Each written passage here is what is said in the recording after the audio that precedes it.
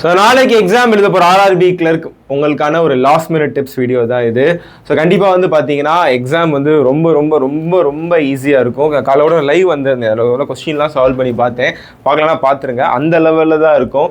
So maths and reasoning. So உங்களுக்கு வந்து ஒரு 40 கொஸ்டின்ஸ் வருது அப்படின்னா ஷோராக வந்து பார்த்தீங்க அப்படின்னா அதுக்கு முன்னாடி நம்மளோட மார்க் இன்டர்வியூ வந்து லிமிட்டட் சீட்ஸ் தான் இருக்குது. ஒரே ஒரு நாள் தான் கோயம்புத்தூர், திருச்சி, மதுரை, சென்னை நடக்குது.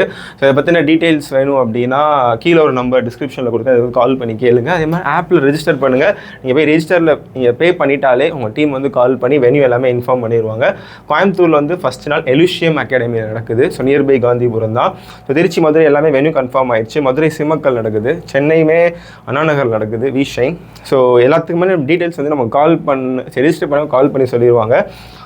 சரி, இவ்வளோ ஆப்புக்கு அப்புறம் ஒரு சூப்பா இதை பற்றி நீங்கள் மீம் போட்டிருக்கீங்க அப்படின்னா இப்போ தான் ஐபிபிஎஸ்ல இருக்குது பஞ்சாயத்தாச்சு, கொஸ்டின் அதாயிடுச்சு, டைம் இதாகிடுச்சு அப்படின்னு. இருந்தாலும் ஆர்ஆர்பி கிளர்க் வந்து எழுத போகிறோம். இந்த எக்ஸாம் வந்து நம்ம ஜாலியாகவே போய் எழுதிட்டு வரலாம். ஜாலியானா ஃப்ரீயாக, ஒரு கூலாக, ஒரு கம்போஸ்டாக அப்படிங்கிற மாதிரி போய் எழுதிட்டு வரலாம்.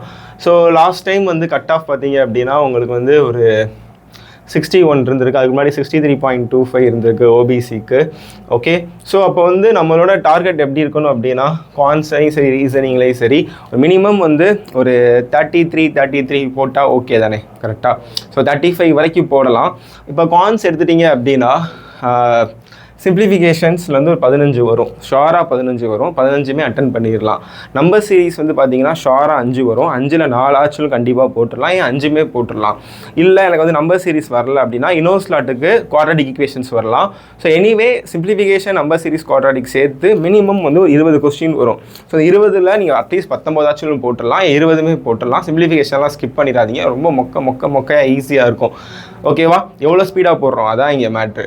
அதுக்கப்புறம் வந்து பார்த்தீங்கன்னா டிஐ 2 இருக்கும். நீங்கள் மற்ற எக்ஸாம் டிஐ மாதிரி ஒன்றும் டஃப்பாக இருக்கும் அப்படிலாம் நினைக்காதீங்க. ரெண்டுமே செம்ம ஈஸியாக இருக்கும். ஸோ டேபிள், பை சார்ட், பார் கிராஃப்னு ஸ்ட்ரைட்டாக ஆன்சர்ஸ் வர மாதிரி தான் இருக்கும். 2 டிஐயுமே போட்டுடலாம். அதுக்கப்புறம் 10 அப்ளிகேஷன் சம்ஸ் வருது அப்படின்னா 10க்கு வந்து நீங்கள் ஒரு 6 to 7 போடுற மாதிரி தான் இருக்கும். ஷாராக இருக்கும். ஒரு 5 ஆச்சும் போட்டுடலாம். ஸோ அதனால தான் சொன்னேன் இந்த சிம்பிளிஃபிகேஷன் நம்பர் சீரீஸில் 20 எடுத்துடலாம். அதுபோக 2 டிஎம் அட்டன் பண்ணாலே 30 வந்துடும். ஒரு டே அட்டன் பண்ணால் கூட உங்களுக்கு வந்து அப்ளிகேஷன் சம்ஸ்க்கு வந்து டைம் நிறையா இருக்கும். ஒரு 8 வரைக்கும் நெருக்கி போட்டுடலாம். தாராளமாக வந்து ஒரு 32+ வரைக்கும் போடலாம். ஓகேவா? ஸோ ரீசனிங்குமே அதே தான். என் டைம் தான் மேட்ரு. 20 நிமிஷத்துக்குள்ளே நீங்கள் பண்ணுற மாதிரி இருக்கும். இப்போ ரீசனிங்குமே பார்த்தீங்க அப்படின்னா உங்களுக்கு ஸோ நீங்கள் எப்பயுமே நம்ம சொல்லுவோம் பஸ்ஸில் வந்து லாஸ்ட்டாக பண்ணுங்கள். இங்கே வந்து நீங்கள் பஸ்ஸில் ஃபஸ்ட்டு எடுத்து போட்டால் கூட ஒரு 3 பஸ்ஸில்ஸ் கேட்குறாங்கன்னா 3மே ஈஸியாக தான் இருக்கும். இல்லை எனக்கு வந்து ஃபஸ்ட்டு மிஸ்லினியஸில் முடித்தாலும் அதுவுமே ஈஸியாக தான் இருக்கும். நிறைய பேர் வந்து ஆர்ஆர்பி கிளர்க்லாம் பார்த்தீங்கன்னா ஒரு 40 ரீசனிங் போட்டிருக்காங்க. நிறையா பேர் போட்டிருக்காங்க வருஷம். ஸோ அதனால் இதுலேயுமே நீங்கள் வந்து ஸ்டாலிடாக வந்து ஒரு 35, 36, 37 வரைக்கும் போடலாம். அந்தளவு ஈஸியாக தான் இருக்கும். ஸோ மைண்டை போட்டு போடுங்க. ரீசனிங், இது குவான்ஸ் எல்லாத்துக்குமே பார்த்தீங்கன்னா உங்களுக்கு மொத்தமாக 45 மினிட்ஸ் இருக்குது அப்படின்னா அந்த டைம் பேலன்ஸ் வந்து பண்ணிக்கோங்க. ஸோ எதுக்குமே பார்த்தீங்கன்னா இப்போ அப்ளிகேஷன் சம்ஸ்லாம் ஒரு அதிகபட்சம் வந்து ஒரு 40 செகண்ட்ஸ்குள்ளே கிராக் பண்ணுற மாதிரி பாருங்கள்.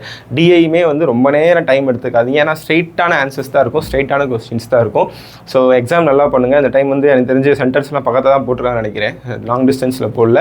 ஸோ வழக்கம் போல் சென்டருக்கு வந்து கொஞ்சம் வேகமாகவே போயிருங்க. பயப்படாதீங்க. ஸோ இது வந்து ஒரு ஆர்ஆர்பி கிளர்க் அப்படிங்கிறது ரொம்ப ரொம்ப ஈஸியான எக்ஸாம் இருக்கிறதுலே. நல்லா பண்ணுங்கள். ஸோ வீடியோ முடிச்சதுக்கப்புறம் இந்த வீடியோ கீழே வந்து கமெண்ட் பண்ணுவாங்க எங்கே சென்டர் போட்டிருக்காங்க அப்படின்னு. நாளைக்கு நம்ம சேனலில் review video, expert of video, analysis video எல்லாமே வரும். அதேமாதிரி பார்த்துட்டு கமெண்ட் பண்ணுங்கள். தேங்க்யூ.